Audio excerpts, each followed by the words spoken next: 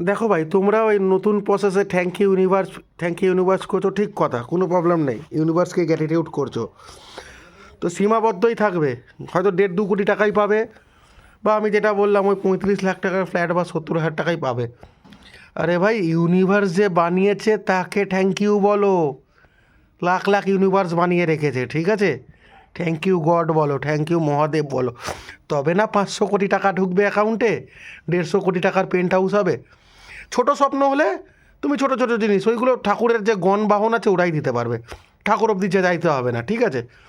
500 কোটি টাকা চাও, 150 কোটির পেন্ট হাউস চাও, ইউনিভার্স যে বানিয়েছে ইউনিভার্স বানানেওয়ালার কাছে চাও, ভগবানের কাছে চাও, মহাদেবের কাছে।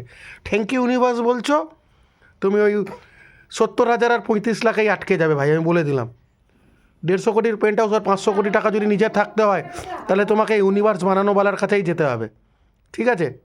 ইউনিভার্সকে ধন্যবাদ দিচ্ছ, কোনো সমস্যা নেই, কিন্তু তোমাকে যদি বড় দেখতে হয় তাহলে ইউনিভার্স বানানোওয়ালার কাছে যেতে হবে, মহাদেবের কাছে যাও। হর হর মহাদেব।